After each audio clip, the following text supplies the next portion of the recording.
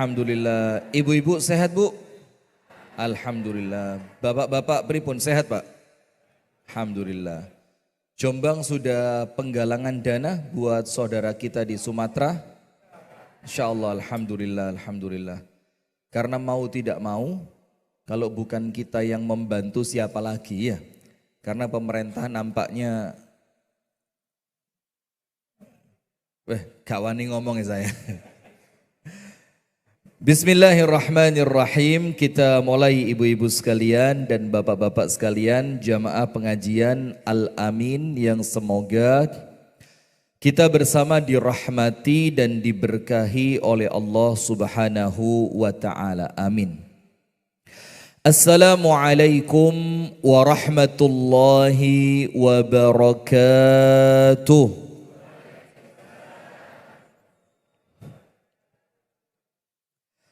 Innal hamdalillah nahmaduhu wa nasta'inuhu wa nastaghfiruh wa nastahdihi wa natubu ilayh wa na'udzu billahi min syururi anfusina wa sayyiati a'malina. Man yahdihillahu fala mudilla lahu ومن يضلل فلا هادي له. أشهد أن لا إله إلا الله وحده لا شريك له وأشهد أن محمدا عبده ورسوله صلى الله عليه وعلى آله وأصحابه ومن والاه. أعوذ بالله من الشيطان الرجيم. يا أيها الذين آمنوا اتقوا الله حق تقاته ولا تموتن إلا وأنتم مسلمون. اللهم أنت ربي لا إله إلا أنت خلقتني وأنا عبدك وأنا على عهدك ووعدك ما استطعت. أعوذ بك من شر ما صنعت. أبوء لك بنعمتك علي وأبوء بذنبي فاغفر لي فإنه لا يغفر الذنوب إلا أنت. Allahumma inna nas'aluka ilman nafi'a wa rizqan tayyiba wa amalan mutaqabbala. Amin ya rabbal alamin. Hadirin sekalian, ibu-ibu dan bapak-bapak jamaah pengajian Al-Amin yang semoga kita bersama dirahmati oleh Allah Subhanahu wa taala. Amin. Alhamdulillah kita bersyukur kepada Allah, dan syukurnya Pak, Bu, harus ditambahi terus. Harus terus ditambahi. Alhamdulillah harus banyak-banyak. Ibadai kedah tambah mempeng. Kemudian sedekahnya kita harus tambah banyak Pak. Karena begini loh, saya mau ngomong itu seperti ini. Panjenengan sekarang dan saya sama. Mudah-mudahan oleh Allah nikmat aman, nikmat sehat, nikmat selamatnya ditambah terus. Amin. Karena begini, panjenengan gak ada rumah. Rumah ada kan? Ada. Panjenengan punya kendaraan? Punya. Panjenengan punya pekerjaan? Punya. Di rumah panjenengan masih punya simpenan, bukan istri. Simpenan dia minimal beras simpenan buat minggu depan masih ada, minyak goreng buat minggu depan masih ada.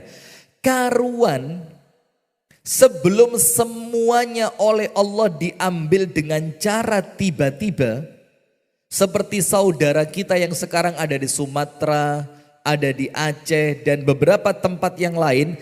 Karuan ayo bismillah dipekso awake dhewe keluarkan sebagiannya.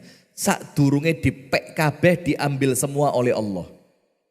Maka ketika yang sudah terjadi sekarang bencana yang datangnya, panjenengan tahu ndak yang Padang itu?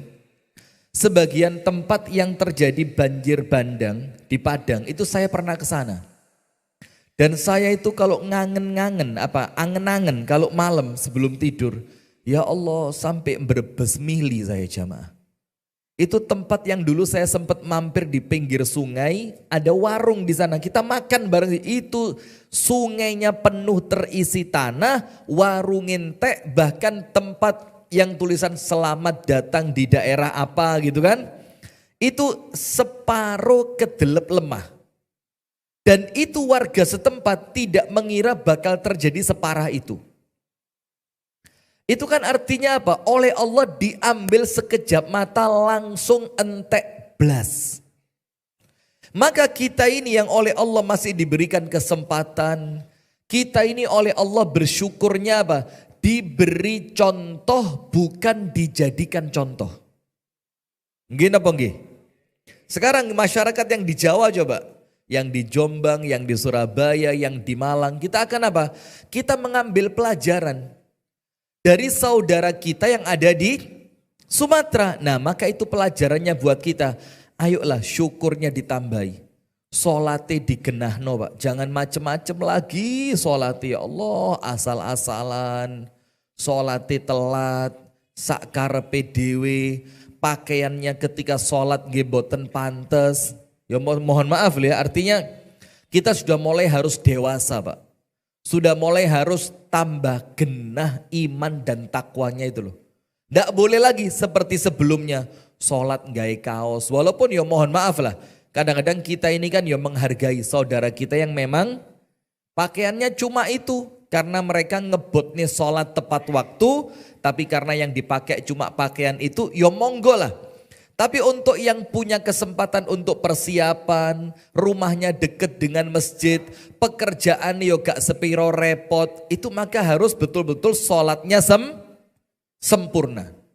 Kemudian apa? Sedekahnya tadi loh Pak, ayo dipaksa Pak, bismillah. Saat durunge kalian Gusti Allah diambil semua, ayo pekson awak dewi ini. Bagaimana? Gak mungkin lah kita sodako separuh itu gak mungkin. Misalkan panjenengan punya tanah, lek didol yo sik payu 300 juta. Panjenengan wani sodako 150 juta? Gak mungkin. Mentok panjenengan sodako 1 juta. Bantu donasi Sumatera. Itu kerosok kayak uang paling loman sak Jombang. Iya banda, nggih napa nggih Bu? Apalagi kalau sodakohnya konsultasi dengan ibu-ibu. Ra usah akeh. Iki anak esik durung rabi kabeh. Engko lek astagfirullah. Nah, sudah maka kita bersyukur kepada Allah diberikan nikmat masih bisa ngaji. Dalam keadaan saudara kita di Aceh Tamiang sampai detik ini ada sebagian tempat yang sudah 7 hari banjirnya belum surut. Bahkan saudara kita di Aceh, semoga Allah merahmati mereka. Amin ya rabbal alamin. Itu ada 4 desa hilang rumahnya sak masyarakatnya. Ketindian tanah. Subhanallah Pak. Maka kita bersyukur Pak. Alhamdulillah ya Allah. Alhamdulillah. Maka kalau nikmat yang semacam ini tidak kita manfaatkan dengan baik, hati-hati. Nikmat yang tidak disyukuri dengan benar akan berubah menjadi azab. Na'udzubillah min dzalik. Maka kita yang di Jombang, Malang, Kediri kan nampaknya jauh dari musibah. Alah paling mentok 11 tahun yang lalu atau 12 tahun yang lalu kelut ya enggak. Bukan kita mengecilkan dia, tapi pulihnya cepat. Pulihnya apa? Cepat. Karena paling rumah hanya keisi abu vulkanik. Kalau enggak sampai roboh kan begitu. Tapi diresiki dulu kena udan wes hilang. Maka ayo bismillah jamaah kita perbaiki syukur kita kepada Allah Subhanahu wa ta'ala. Dan syukur yang paling baik dengan cara ibadah. Dan di saat seperti ini ibadah paling baik sodakoh. Dan saya insya Allah gak omong tok, ayolah kita bareng-bareng ya. Panjenengan sodakoh, saya nggih sodakoh. Nanti bagaimana? Hasilnya kita kirim untuk saudara kita di Sumatera. Ini namanya ringan sama dijinjing, berat sama dipikul, gotong royong. Salawat beriring salam semoga tercurahkan kepada uswah kita, suri tauladan kita dan kekasih kita bersama, Nabi besar, Nabi agung, An-Nabi Muhammad sallallahu alaihi wasallam.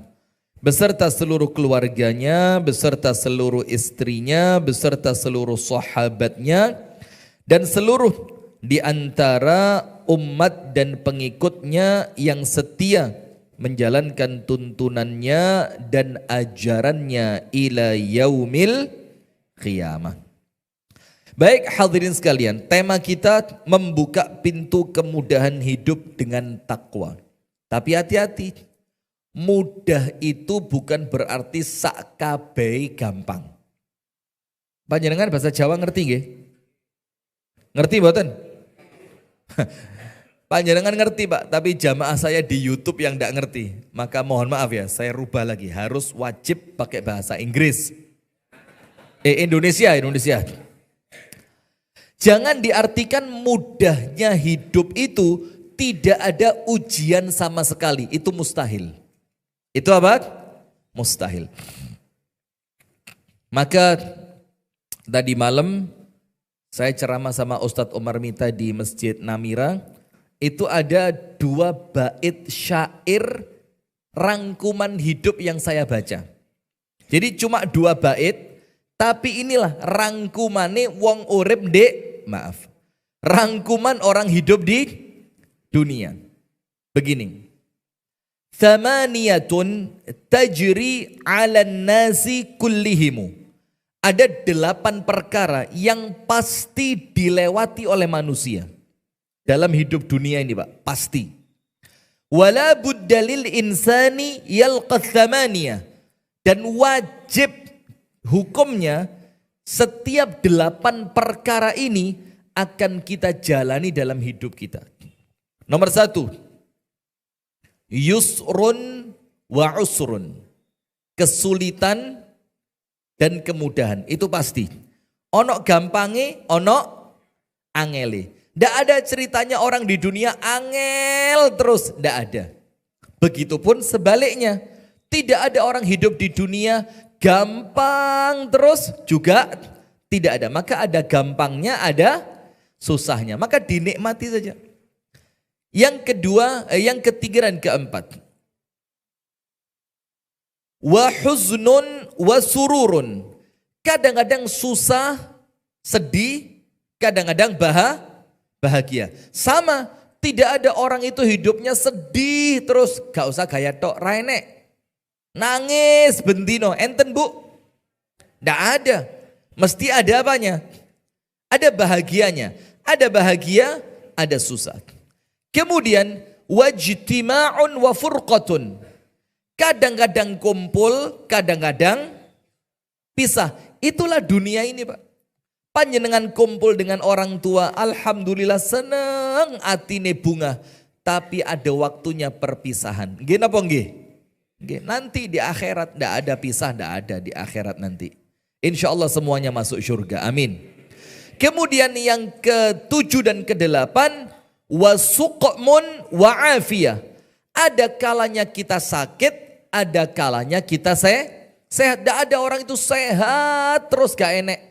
Uang loro terus yo gak enek. Pasti ada sehatnya, ada sakitnya.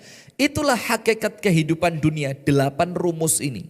Nah, tapi kemudian kita juga perlu tahu, Allah Subhanahu wa taala sampai bersumpah dalam surah apa? Al-Balad. Dalam surat apa? Al-Balad.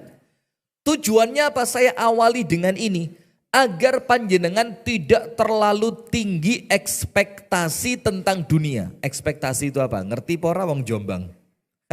Alah wis. Bukan harapan, ekspektasi itu. Saya juga gak ngerti juga ya Pak nih. Gak, maksudnya kalau secara kalimat ya tahu, tapi menerjemahkannya itu loh. Angan-angan, misalkan gini. Saya diundang di Al-Amin. Harapan saya amplopnya 50 juta. Itu namanya ekspektasi saya, harapan saya. Ya harapan betul ya. Betul panjenengan ternyata. Ya pinter jane. Lah kok amplopnya pas dibuka 50.000. Kalau awalnya ekspektasinya terlalu tinggi, lah kok realitanya terlalu rendah, kecewa apa enggak? Nah, maka itulah harapan kita. Jangan tinggi harapan ekspektasi tentang dunia. Nanti panjenengan bakal kecewa. Dunia ini dilakoni lah Pak. Wong dunia itu digendong bareng-bareng. Nah, maka sampai Allah Ta'ala itu berfirman begini. Untuk Raudhah, ini contoh tok loh ya, 50 juta tadi panjenengan. Saya demi Allah Pak, gak tahu narif Pak. Panjenengan sukani pinten alhamdulillah. Gak disukani, yo kok era kok era Masya Allah. Sudah, wes pokok gak usah khawatir. Jangan, kok saya juta tenan. Alhamdulillah Pak. Nggak, pokok panjenengan ngundang saya dimanapun gak usah bingung. Saya gak pernah mikir amplop. Yang mikir panitianya. Enggak, yang mikir panitianya. Astagfirullahaladzim. Serius. Jangan guyang-guyu, serius. Sudah. Allah sampai bersumpah dalam surat apa? Al-Balad. Bersumpahnya untuk apa? Lihat, kita baca pelan-pelan. A'udzubillahi minasyaitonirrajim. Bismillahirrahmanirrahim. La uqsimu bihadzal balad. Kata Allah, aku bersumpah dengan negeri ini. Maksudnya negeri apa? Mekkah Al-Mukarramah. Ini sumpah dari Allah adalah sesuatu yang berat. Plus yang Allah jadikan untuk sumpahnya tanah suci yang oleh Allah dimuliakan. Bagus apa enggak ini? Bagus. Ini semakin berat, semakin top. Maka ibu-ibu ojo gampang ngalem. Mas, alah mulai. Nggak usah. Bapak-bapak juga gitu. Aku loro wis seminggu anakku renek sing teko. Ra usah ngalem. Ndonga, doa ya. Karena boleh jadi itu hasil perbuatan kita di zaman kita muda dulu. Maka muhasabah. La uqsimu bihadzal balad wa anta hillum bihadzal balad. Dan engkau wahai Muhammad tinggal di kota yang suci ini. Wa walidi wa ma walad. Dan Allah bersumpah demi orang tua dan demi anaknya. Terus berikutnya apa? Laqad khalaqanal insana fi kabad. Sungguh kata Allah, Allah bersumpah dengan 3. Dengan kota Mekkah, dengan Nabi Muhammad yang tinggal di kota Mekkah, dan dengan bapak serta anaknya. Dengan 3 sumpah ini Allah hanya ingin menegaskan satu perkara. Apa itu?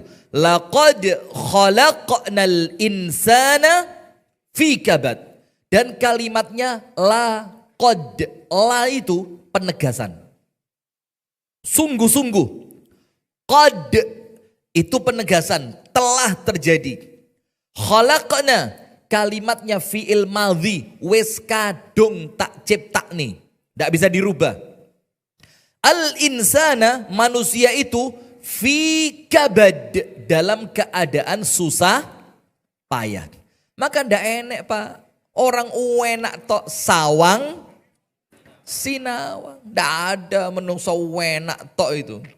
Panjenengan lek tak ceritani yo wakeh ceritani, dan saya cerita ngene jane yo sungkan karena sing tak ceritane kanca dhewe. Diwasne kok njobo sugih mentereng omahe, bahasa Jawa maneh, Masya Allah. Ya Allah. Sudah, balik bahasa Inggris lagi, Indonesia lagi. Kaya raya, Kalau bahasanya orang sekarang tajir sampai melintir sugih, Pak. Mobilnya sampai kita mengira dia punya showroom padahal mobil pribadi.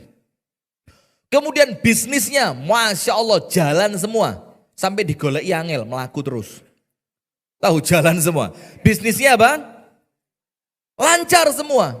Tapi subhanallah secara kesehatan penyakitnya ternyata tidak ringan. Itulah dunia ini. Jadi kalau panjenengan berharap dengan kalimat meraih kemudahan hidup dengan takwa, panjenengan berharap dengan materi ini urip panjenengan botenen Jawa maneh. Kena panjenengan itu loh ya. Hidup sudahlah, tidak apa-apa wis kadung wis ora apa-apa. Panjenengan dengan kalimat ini berharap hidup panjenengan tanpa ujian, ya panjenengan keliru. Karena apa? Allah bersumpah pasti manusia itu hidup dalam keadaan susah payah. Bahkan sebelum kita dilahirkan. Panjenengan tahu kan buka YouTube itu. Ada bagaimana perjalanan sel ovum, sel sperma. Itu rebutan racing, tahu racing. Wah, kebut-kebutan.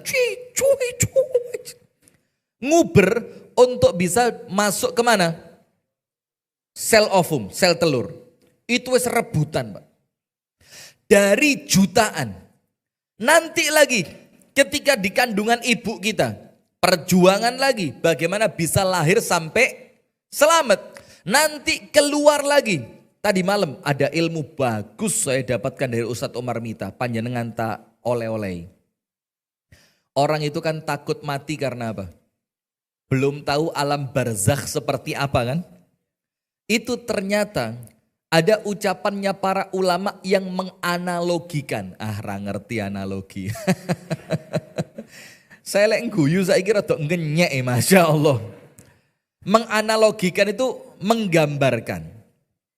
Kenapa kok orang itu takut mati? Karena dia belum tahu keadaan di alam barzakh. Ternyata analoginya disebutkan oleh para ulama seperti janin di perut ibunya. Janin itu di perut ibunya gak gelem metu, Pak. Wis penak ndek kene, anget, aman, ra tau kebentuk, rasoro, mangan kari mangan, dikirim oleh Allah lewat tali pusat. Wes gak usah metu, kene penak. Dia ndak berharap keluar ke dunia karena dia merasa di alam rahim itu sudah begitu nyaman. Maka ternyata diberitahukan oleh janin-janin yang lain, ojo kuatir donya ngono penak, enek ibu sing bakal gendong, enek bapak sing bakal ngelindungi. Engko lek ndek donya ngelihat pemandangan ijo-ijoan yang penuh dengan keindahan, ndek weteng ra enek-enake, tapi tetep bayi ndek kandungan bilang, "Emma aku mau metu, aku wis kadung penak ndek kene." Maka oleh Allah dipaksa keluar. Setelah dia keluar, nangis sebentar, kaget. Loh aku kok metu? Nangis. Kan gitu. Tapi setelah dia keluar sebentar, nangis kaget tadi. Itulah kematian kaget. Ya. Terus ternyata langsung digendong seorang ibu, disusoni. Dari yang awalnya rezekinya cuma satu tali pusar, nun sewu nggih, Allah ganti dengan 2 susu ibunya. Yang sebelah kanan dan kiri. Dia mulai merasa seneng. Walah bakne enakan donyo timbang rahim. Nah seperti itulah orang yang meninggal itu nanti, Pak. Ketika panjenengan ini imannya bagus-bagus. Dan ini wajahnya wajah iman yang bagus semua ini. Kecuali ibu-ibu. Oh ya podo, bagus-bagus semua ini. Insya Allah, amin amin. Ini surga tanpa hisab semua ini. Tapi kalau sama suami ya sing alon lek ngomong, rasanya tanya apa Pak? Masya Allah. Sampai kadang-kadang bingung, ini yang suami yang mana, yang istri yang mana ini. Suaminya berani ternyata istrinya lebih berani. Wong lanang ngono, Pak. Teman saya itu loh yang pakai baju hitam itu. Ngomong apa? Wong lanang lek disentak bojone goblok ndadak. Asli. Langsung lola Pak. Aku sopo aku? Lagi ndek endi iki? Loh, sampean sapa? Disentak mana ya, Pak? Ra usah acting. Oh iya. Orang lanang Masya Allah, kesian orang laki ini. Sudah kita lanjutkan. Nah ternyata ketika dia masuk ke alam dunia, yang tadinya di alam rahim dianggap yang paling penak. Ternyata dia ngerti, oh alah tiba no alam rahim itu sempit. Gak enek pemandangannya, enak mek mangan tok gak tahu keluen. Setelah dia pindah ke alam dunia, digendong sama ibunya. Mulai ngerti kehangatan pelukan seorang ibu. Disusoni sama ibunya, mulai ngerti ternyata ada makanan dari dua jalur yang berbeda. Mulai digudo mbek bapake, dikudang mbek bapake, bercanda dengan kakak adiknya segala macam, dia telah ngerti. Nah itulah hakikat orang kalau masih di dunia, memahami tentang alam barzakh. Jadi tidak usah takut. Yo lek ibadah ya apik lo yo. Lek ibadah ya lek yo jelas diduduki malaikat. Dawas. Sikat biyen lapo bojomu njaluk kopi mbok sentak. Kopi. Tutuk malaikat. Tawan. Terus lagi, biyen lapo tuku sayur nek ngarep omah bakul melijo jilbabmu gak rapi. Tutuk maneh tawar. Terus ditanya lagi sama Allah, biyen lapo ngakune pengajian lah kok ni arisan. Tutuk maneh tawar. Ini bapak apa ibu? Masya Allah. Sabar nggih Bu? Bu sabar nggih? Insya Allah ibu-ibu Jombang ini semuanya masuk surga tanpa hisab. Cepat dan tidak lambat. Loh kenapa aminnya kok langsung hilang? Panjenengan kersa cepet apa lambat? Nah cepet ya undang mati. Jelas itu. Sudah wis. Kita lanjutkan. Nah maka dengan itu jamaah sekalian, namanya orang di dunia ini tidak mungkin tanpa ujian. Allah mengatakan laqad khalaqnal insana fi kabad. Mulai sel sperma susah, kemudian dilahirkan susah, lahir yo nangis, nanti kecil yo kadang-kadang loro dhisik, ada anak kecil itu lahirnya kuning dulu badannya, nggih napa nggih? Macam-macam, itulah hakikat dunia. Nah, tapi kemudian takwa yang Allah tuntunkan kepada kita, takwa yang Nabi Muhammad ajarkan kepada kita menjadikan semua beratnya ujian insya Allah terasa ringan. Ayatnya panjenengan sampun apal sedoyo, tapi yang saya bahas bukan itu nanti. Panjenengan mangke wangsul, panjenengan buka surah At-Tolak. Surat napa? At-Tolak. Ustadz, ilmunya manfaat, bahasa Jawanya dikurangi. Nggih. Loh kok nggih, pangga Jawa ya? Iya Bu, siap. Sudah begini. Allah berfirman dalam surah At-Talaq, di sana ada berbagai manfaat, faidah, fadilah dari orang yang bertakwa. Nomor 1, wa may yattaqillaha yaj'al lahu makhraja. Yakin napa mboten? Yakinnya panjenengan itulah iman. Maka yakin itu yang menjadikan janji Allah itu datang kepada panjenengan. Tapi kalau panjenengan dari awal mboten yakin, opo yo, sudah ndak akan datang. Karena yakin itu untuk kita bukan sekedar yakin, tapi keimanan kita pada janji Allah Subhanahu wa ta'ala. Maka ketika Allah mengatakan wa may yattaqillaha yaj'al lahu makhraja, orang yang takwa kepada Allah, makhraja, Allah berikan untuknya makhraj. Makhraj itu apa? Jalan keluar. Jalan keluar artinya apa? Anda dalam kehidupan, saya dalam kehidupan akan sesekali memasuki ternyata ada jalan buntu. Salah pilih, salah mengambil keputusan, salah di dalam mengambil jalan, salah di dalam arah dan tujuan.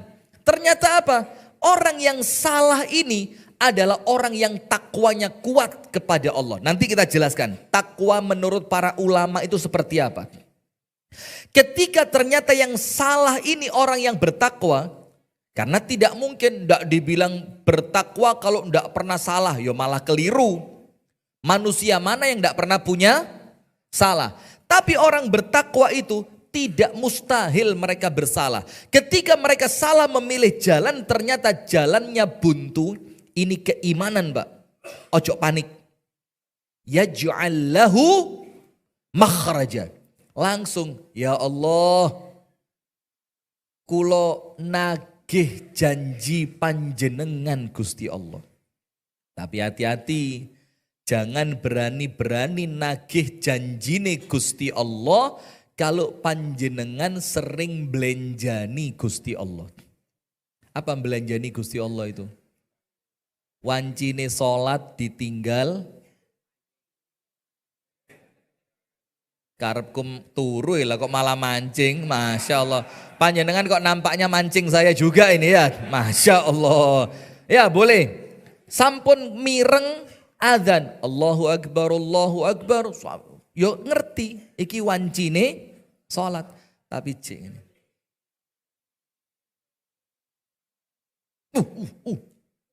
Biasanya kalau pas denger adzan itu, iwae pas nyucuk, tul. Masya Allah. Terus katain ninggal itu mali Janes mulai putus asa ini. Wong mancing mulai sak jam, rong jam renek sing nyucuk belas sih. Lah kok pas ini adzan, tel. Atau yang lain mancing. Sudah denger adzan, lah kok tokone pas enek sing tuku. Panjenengan kalau perlu bukti, saya kalau di Jombang enggak tahu, Pak. Tapi yakin ada insya Allah. Kalau panjenengan ke Malang, ke Embong Arab, Jalan Syarif Al-Qadri, kemudian depannya warung sate Bang Saleh dan sekitarnya. Itu umum di daerah itu adzan beduk tutup. Orang yang sedang antri diberitahu apa? Ini kejadian sama saya disuruh umi saya belikan botol buat tempat jualan madu. Botol kayak ngadai madu. Sudah, padahal dia kenal saya ini siapa dan saya kenal yang jualan siapa. Yo gak enek anu ya Pak, gak ada toleransi. Ustadz adzan ya, kalau antum mau nanti setelah adzan. Kalau enggak antum ke toko sebelah enggak apa-apa, itu enggak tutup toko sebelah. Kini mikir Pak, loh kini Ustadz ya. Kalau saya pindah toko sebelah ceramahku entek iki. Asli entek ini ya. Nah sudah, dan subhanallah Pak. Yo kalau kita yakin tentang firman Allah, rezekinya gak mungkin kalong gara-gara ditinggal Itu loh takwa itu. Wani pora. Pak, anak sampean peluang PNS. Tapi nggak iya uang muka ini. Gak cilik loh Pak, selawe. Pripun maju mundur.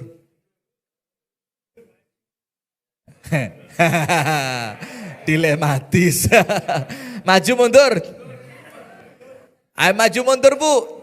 Kadang-kadang bapak wis mundur. Oh rasa haram. Ibu ora apa-apa Pak, saiki lek ra ngene ra dadi. Wis ta lah Pak, iki masa depannya anakmu Pak. Ojo kaku-kaku, ngaji yo lek pas di Masjid Raudhah ae. Lek pas ngene iki yo sing umume wong. Ayo. Ayo ini mana ini? Maju mundur. Lah ini loh Pak, itu loh takwa itu. Ketika panjenengan dihadapkan pada pilihan berat antara keinginan diri dan keinginan Allah, lah kok panjenengan saged milih nopo ingkang diremeni Gusti Allah, itulah orang bertakwa. Mantep boten? Ya ceramah itu aslinya yang bumbuan. Nah itu loh Pak takwa itu Pak. Contoh yang lain, nun sewu nggih. Saya tadi malam pulang dari Namira itu sekitar jam 1:30 lah. Sudah. Jangankan ngomong tahajud, Allah pret, serasa gaya tahajud. Krungu adzan subuh, Allahu Akbar. Meripat iki. Ya Allah. Mulai mikir Pak, Allah Maha tahu. Gusti Allah ngono beneh.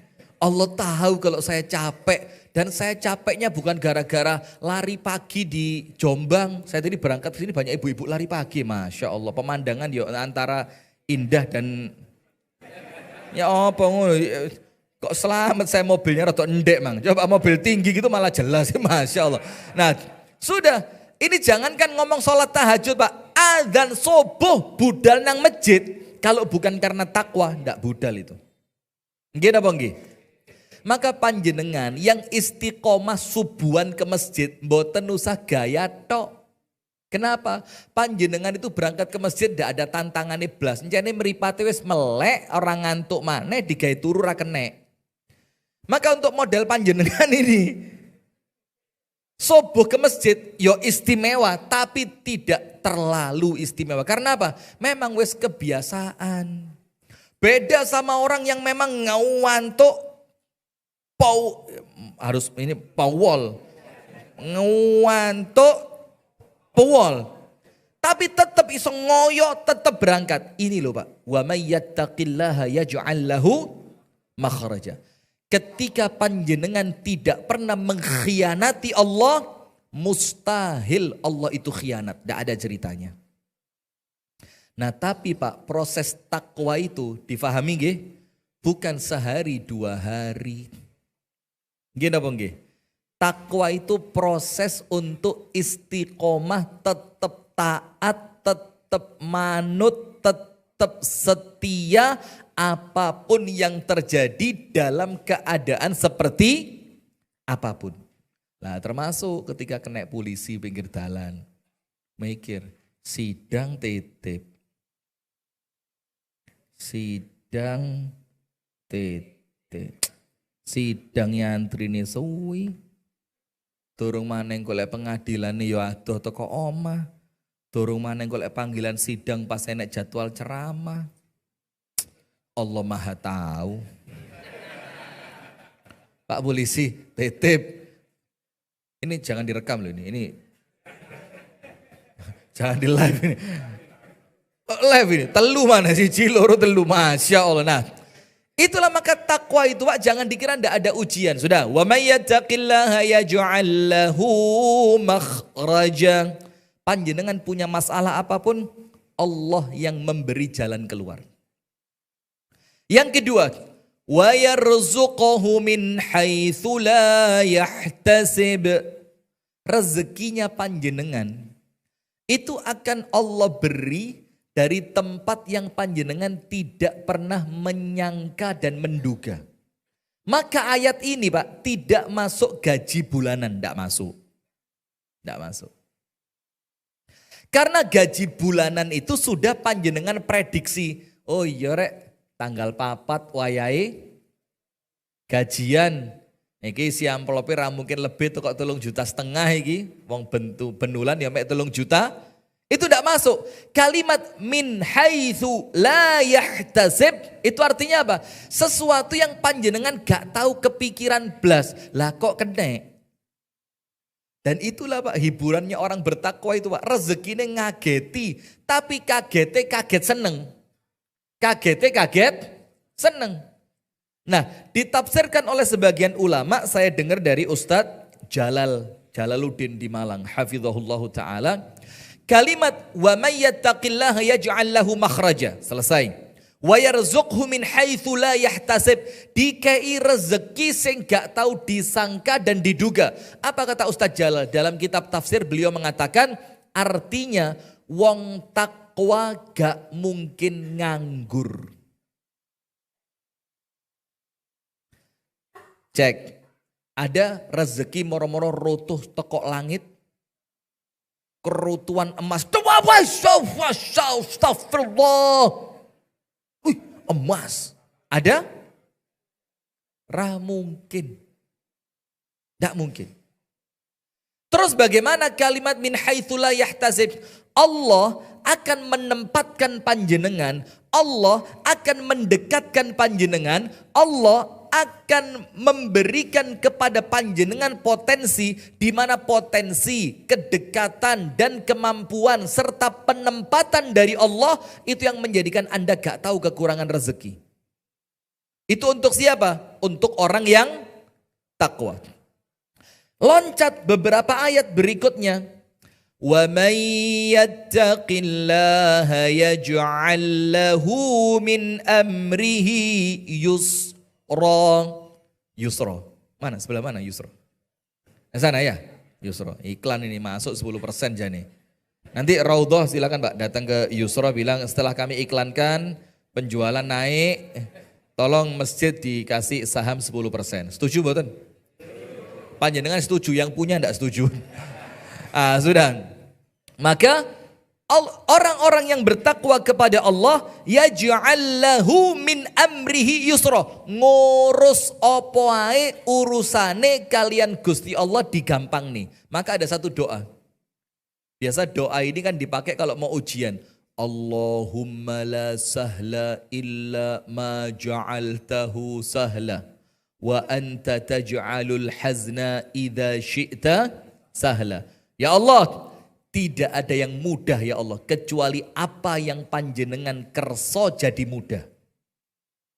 Wa anta taj'alul hazna idza syi'ta sahla. Sementara yang susah-susah itu senggarai ati sempit, sumpek, ngeluh, kepikiran, kalau Allah mau, Allah jadikan mudah. Bisa apa enggak? Lawang Gusti Allah itu ilmunya kun, enggak ada yang susah buat Allah. Susah itu kan manusia. Nggih. Susah itu siapa? Manusia. Kalau panjenengan dekengan pusat, kata Gus Ikdam. Tapi pusatnya ini langsung pusat tenanan lah iki. Bukan pusat kekancan kalian bahlil, bukan.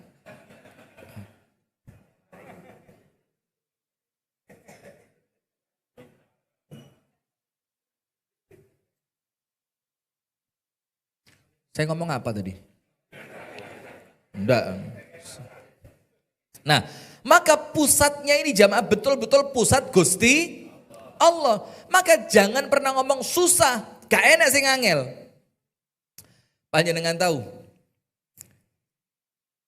sesuatu yang manusia mikir ndak bisa, untuk Allah dibikin gampang. Dan ini cerita Pak, guduk dongeng. Mekah, Baitul Maqdis, Sidratul Muntaha, balik ke Baitul Maqdis, balik ke Mekah, tidak makan waktu semalam. Itu kekuasaan Allah. Ada lagi cerita yang lain, laut terbelah jadi dua. Ada lagi cerita mukjizatnya Nabi, bulan pecah dua, dibelah. Dan sekarang NASA mengakui, dan kita orang Islam ya gak usah bangga dengan diakui oleh NASA. Saya tetap percaya kok. Iya apa enggak?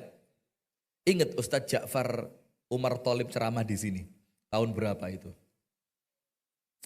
Saya datang waktu itu di sini. Di sini apa di Mojokerto ya?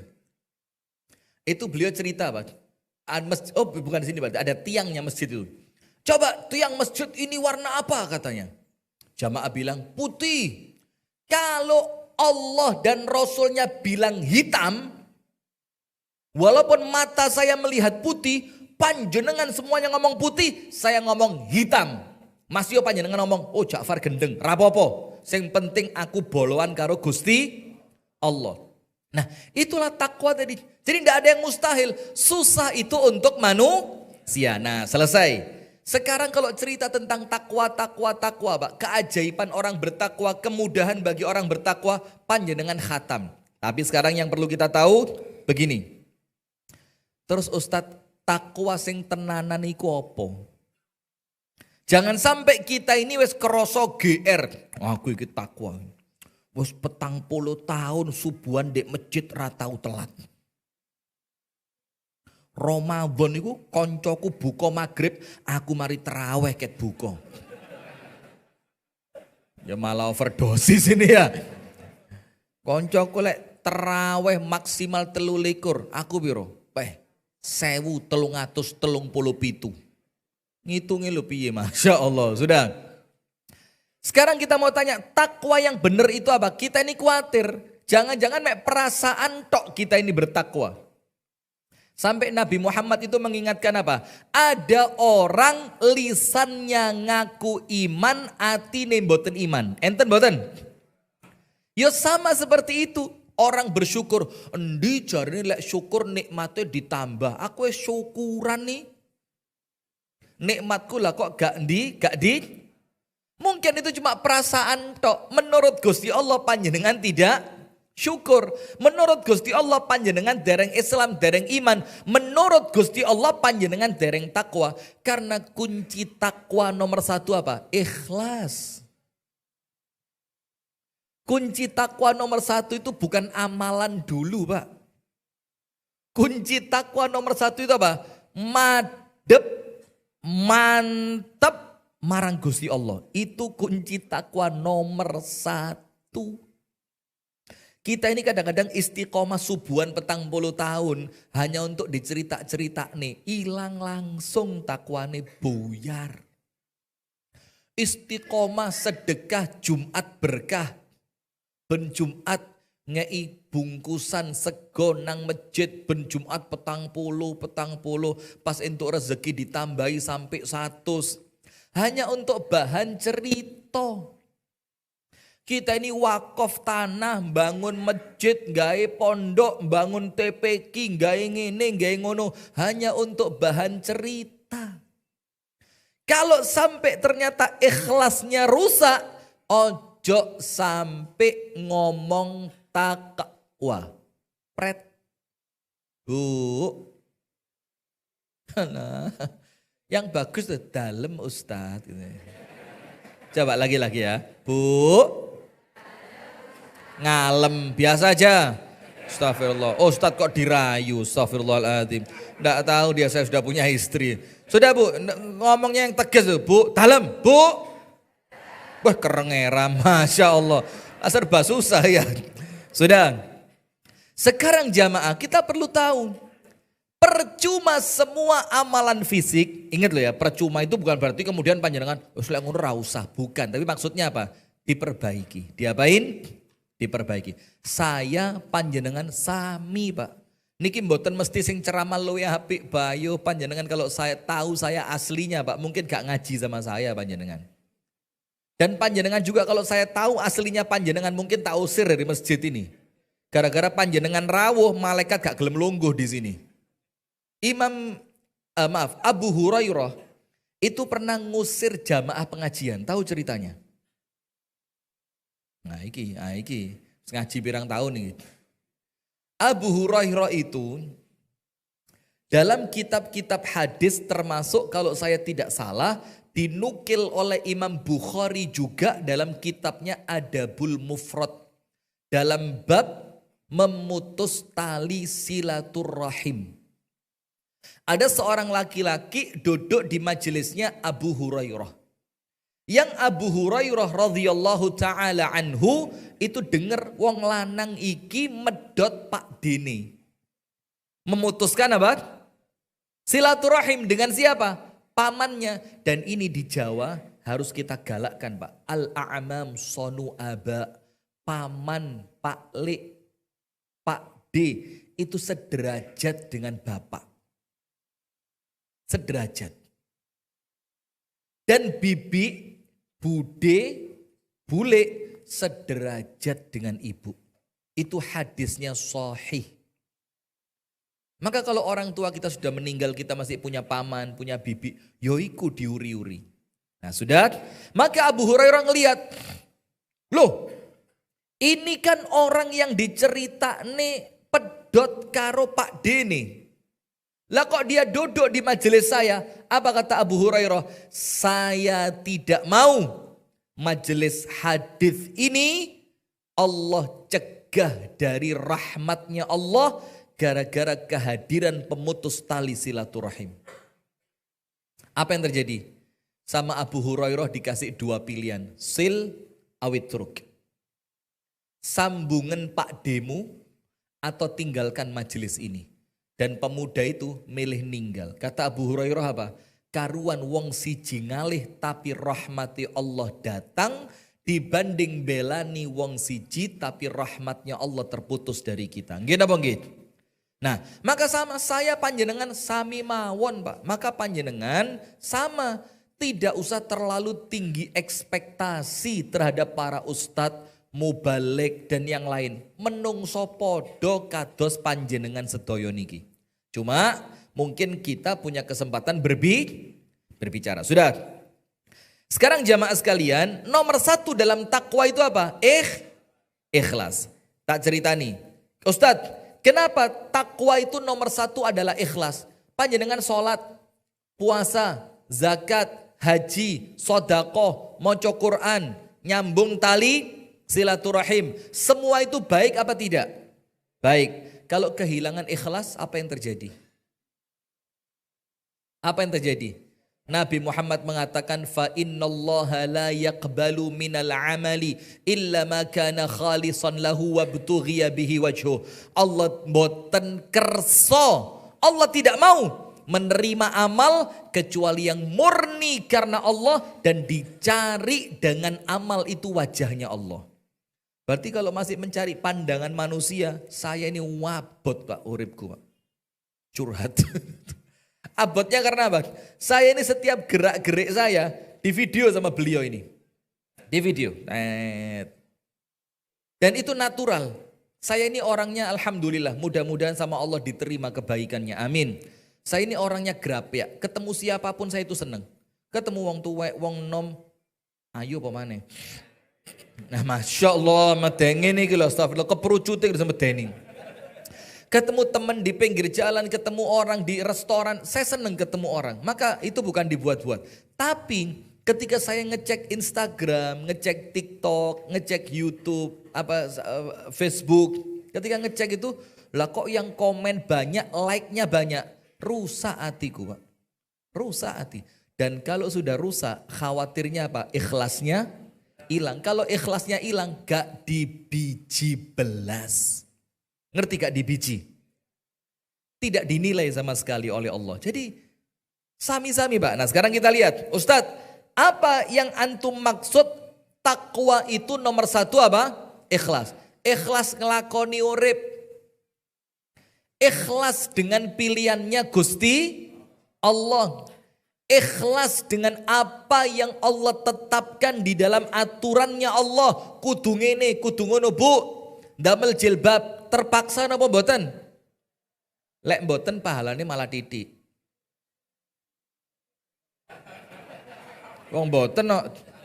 Ya memang tak cari salahnya memang, jangan khawatir ya. Karena biasanya kita salah terus di mata mereka. Mumpung saya ceramah, nah saya balik sekarang. Ngeten loh contohnya ngeten. Ini Nun Sewu nggih. Ini contoh saja. Panjenengan tahu Cak Nun nggih kan, orang Jombang sini kan? MH Ainun Najib. Dulu ada pengajiannya namanya Padang Bulan. Walaupun ini jawaban-jawaban embongan untuk orang yang memang pantas dengan jawaban itu, tapi untuk panjenengan wis boten kelasnya. Tapi saya masuk dengan jawaban ini untuk apa? Menyentuh hati orang yang masih perlu dilunakkan. Enten boten yang seperti itu? Ada Pak, tidak semua orang Islam itu seperti panjenengan ini tahajudnya 11 rakaat atau 17 tahun ratau pedot ini kan ya. Iya, loh kok sombong malian. Sudah, terus ditanya, Cak saya mau tanya Cak, pripun Cak, kula niki sholat nggih sholat Cak. Tapi sholat kula niki terpaksa ya Cak, beh lek rawat di neraka ora sholat aku iki Cak. Asli terpaksa Cak. Bagaimana hukum sholat saya yang terpaksa itu? Napa dawuhe Cak Nun? Luwe apik. Kaget ini jamak lu kok luwe apik. Lah wong salat terpaksa luwe apik. Padahal kalau salat itu dorongan hati kan untuk kita itu yang lebih baik iya. Malah salat itu malah dinteni seperti Kanjeng Nabi mengatakan wa ju'ilat qurratu aini fis shalah. Allah menjadikan penyejuk mataku ini adalah salat. Sampai Bilal itu kalau Bilal datang, teng, Nabi Muhammad seneng. Iki wayahe adzan iki. Maka Nabi Muhammad tanya, Bilal sudah waktunya adzan? Kalau sudah, Rasulullah bilang apa? Arihna biha, bikinlah kami istirahat dengan itu Nabi. Tapi penanya ini, pripun Cak lah kalau niki salat terpaksa aja. Kata Cak Nun apa? Oh luwe apik. Sampean gak seneng salat, tapi sampean tetap sholat karena panjenengan tahu Gusti Allah seneng orang yang sholat. Ngerti tidak? Jadi masih panjenengan gak seneng, panjenengan tetap sholat karena panjenengan tahu Allah seneng orang yang sholat. Kemudian beliau ngasih contoh. Contoh nih, aku kira seneng sate misalkan. Datang ke rumah jamaah ini seneng. Saya datang ke rumahnya, bungah banget. Sampai disuguhi sate. Harapannya dia makanan paling lezat itu sate. Dalam keadaan dia enggak tahu saya enggak seneng sate. Terus dalam keadaan saya enggak seneng sate. Hanya untuk ngeregani tuan rumah cek atine. Seneng atine bunga. Saya bilang, loh panjenengan kok tahu saya ini senengan kulo sate. Terus terpaksa dipuangan. Hanya untuk nyeneng nih wong iku. Api apa enggak Pak? Bagus. Nah tapi walaupun ya 100% bener ya enggak. Ya enggak. Tapi untuk orang-orang yang masih pada level itu. Ya enggak masalah dikasih yang semacam itu. Biar dia tetap semangat sholat. Nah sekarang lihat. Ikhlas. Semua. Sholat, zakat, puasa, haji, ngaji, silaturahim, sodakoh. Semuanya. Kalau kehilangan ikhlas sama Allah enggak diterima. Kalau tidak diterima. Makna takwanya masuk apa enggak? Ya enggak. Kalau makna takwanya tidak masuk, berarti kita kepingin dijadikan orang bertakwa dengan amalan tadi, ikhlase ditoto. Sampai para ulama salaf tidak cuma satu Pak. Banyak, akeh. Ngomong apa? Majahadtu nafsi mujahadataha alal ikhlas. Saya ini tidak pernah melawan diri sendiri sing luweh abot dibandingkan ketika saya melawan diri untuk ikhlas. Jadi tidak ada perlawanan untuk diri sendiri Pak yang lebih berat dibanding panjenengan latihan ikhlas. Masya Allah, ikhlas ini ilmu paling abot. Orang kalau sudah ikhlas Pak, menungso itu gak didelok blas. Orang kalau sudah ikhlas Pak, ajek. Orang kalau sudah ikhlas Bu, pertolongannya Allah turun. Orang kalau sudah ikhlas, hatinya bersih. Tidak ada orang ikhlas hasad itu tidak ada. Tidak ada orang ikhlas mangkelan. Ngerti mangkelan? Gampang pore, gampang padu. Tidak ada. Tidak ada orang ikhlas itu ketika berdagang curang. Tidak enak. Nimbang, dilongi. Aku ikhlas kok ngelongi ini ikhlas aku. Loh. Nah kok ikhlas ngelongi ki apa? Nah maka nomor 1 ikhlas. Sekarang kita baca penjelasannya para ulama. Ikhlas itu adalah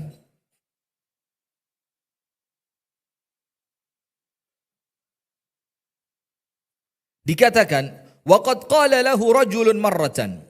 Ini ucapannya Sayyiduna Umar bin Abdul Aziz. Dan panjenengan silakan buka di kitab-kitab salaf tentang Umar bin Abdul Aziz. Siapa dia? Cicitnya Umar bin Khattab. Sinten Bu? Panjenengan tahu Umar bin Khattab punya anak laki-laki. Dinikahkan dengan perempuan yang tidak mau nyampur susu dengan air. Setelah dinikahkan sama Umar, muncul satu anak namanya Abdul Aziz. Maka Abdul Aziz ini cucunya siapa? Umar. Abdul Aziz punya anak lagi dikasih nama Umar. Maka Umar bin Abdul Aziz. Berarti Umar bin Abdul Aziz di sini khalifah yang paling adil di zamannya. Itu cicitnya Umar bin Khattab. Anak dari perempuan, cucu dari perempuan yang tidak mau nyampur susu dengan air. Maka bibit, bebet, bobot itu gak bisa dihapusi. Tidak bisa dihapusi. Maka kalau kita merasa wis kadung kasep, minimal nanti kalau cari mantu sing apik. Nah, saya baca ucapannya Umar bin Abdul Aziz. Umar bin Abdul Aziz mengatakan, ditanya seseorang, mata yablughul abdu sanam at-taqwa atau sinam mat-taqwa atau sanamut taqwa. Wahai Umar, tolong ceritakan kepadaku, kapan seorang manusia itu mencapai puncak ketakwaan? Masya Allah. Kalau panjenengan dapat wali panjenengan, wali Jombang, nanti dihauli. Wali kota, iya ya wali kota ya. Jombang tidak ada kotanya kan? Iya. Kalau Kediri ada, Kediri wali kota, bupati ada. Kalau Jombang kan bupati aja ya. Sudah begini. Wahai Umar, kapan seorang manusia itu mendapatkan puncak dari ketakwaan? Jadi bukan lagi tertatih-tatih meniti anak tangga takwa, bukan. Tapi sudah sampai di mana? Puncak. Dengerin Pak, Bu. Ini nanti kalau panjenengan kepingin ngumbaleni, buka YouTube-nya 2 ini bisa insya Allah. Begini kata Umar bin Abdul Aziz. Faqala, idza wada'a jami'a ma fi qalbihi minal khawatir fi tabaqin. Orang ketika mencapai puncak takwa, itu contohnya begini. Ini apa ini? Tidak ada mangkok di sini. Biasa saya kalau ke sini ada nasi kabulinya. Tapi mohon maaf, pagi ini saya langsung jalan nggih. Jadi saya mboten sarapan di sini. Saya puasa.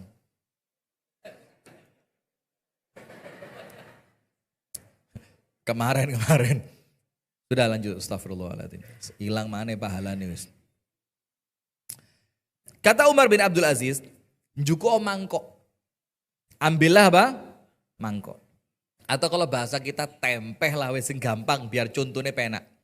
Njuko tempeh. Tempeh apa tampah? Tampah. Bahasa Indonesianya apa?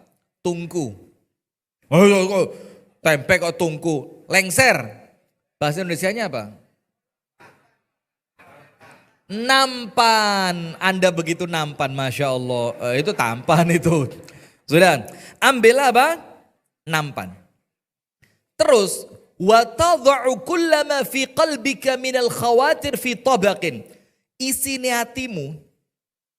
Tokne kabeh, jangan ada yang disisakan dari perasaan, pengarepe ati, niatan yang tersembunyi. Ikut tokne kabeh di nampan tadi.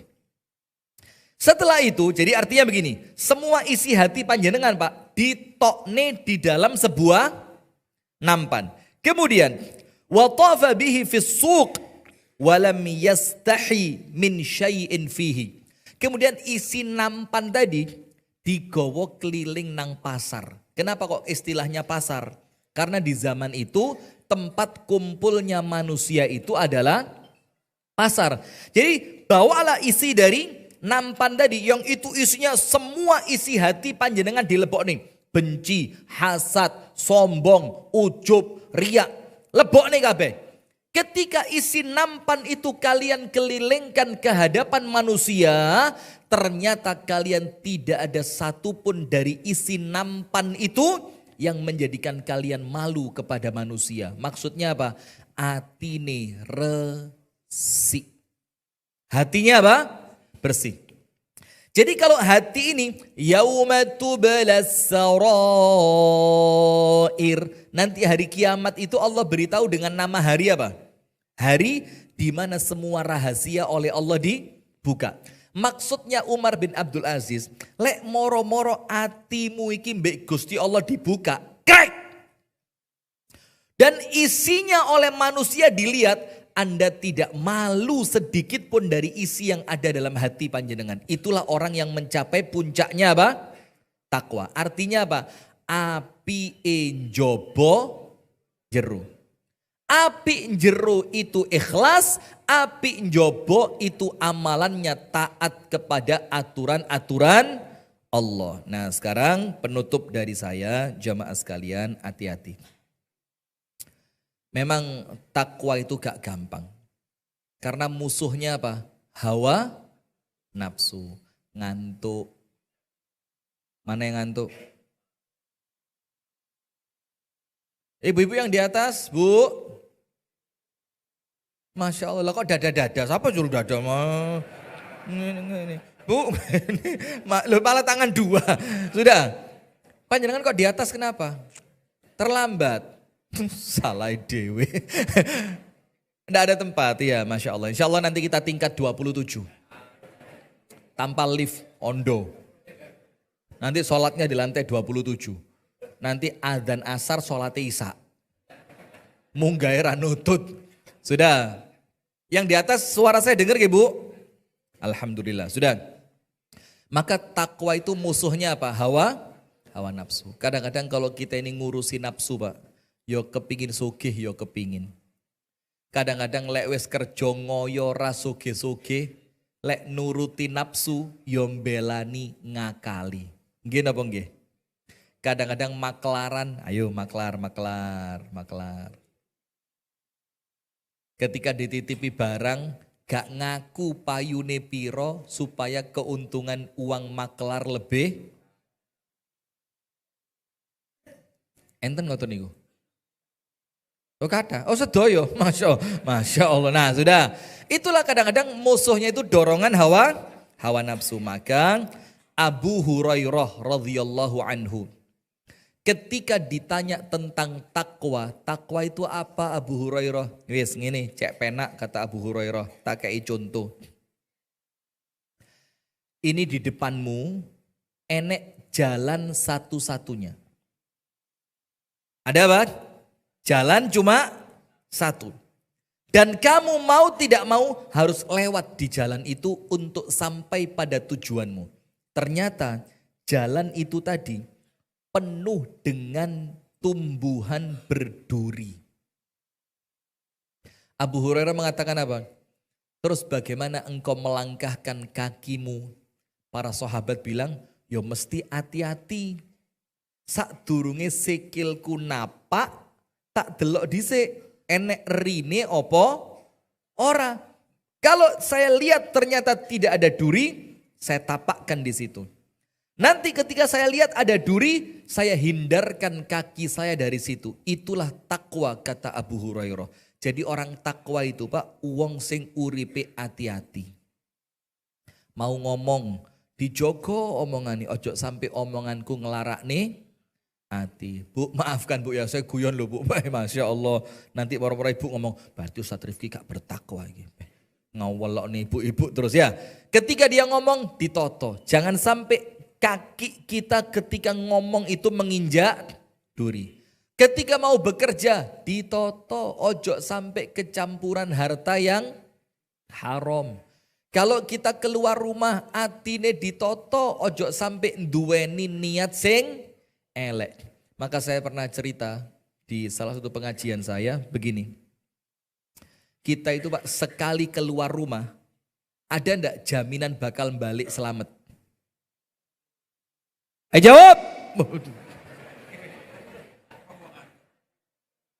Kenapa Farid?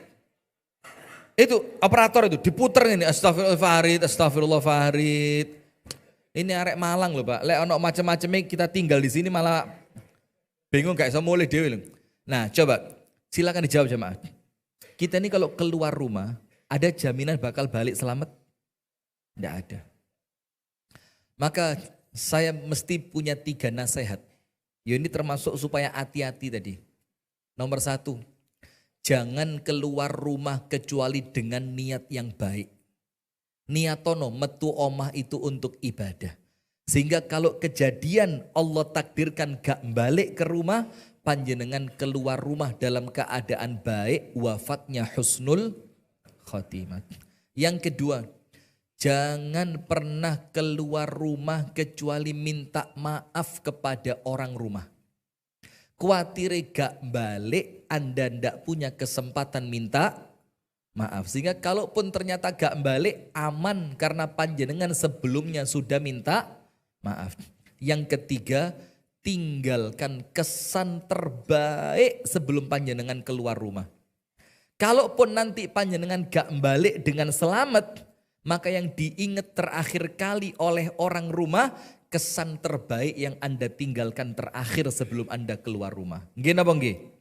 Nah itulah maka jamaah sekalian, ayo bismillah, atine amalane ditoto.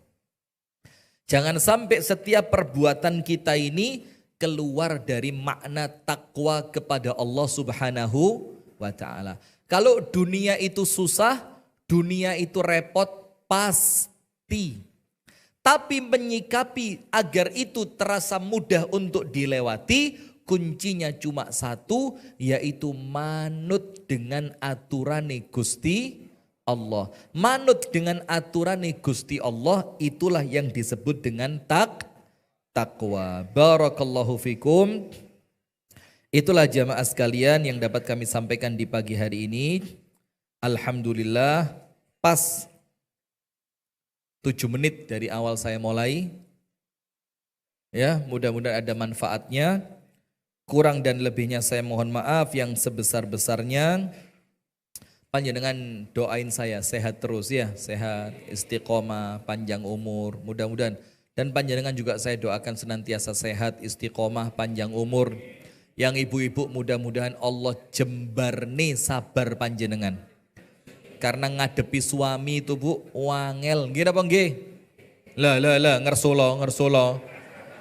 Nggak boleh ikhlas, sekat dikandani dikon ikhlas. Ngadepi suami berat bu, nggih apa nggih? Nggih, lho astagfirullahaladzim.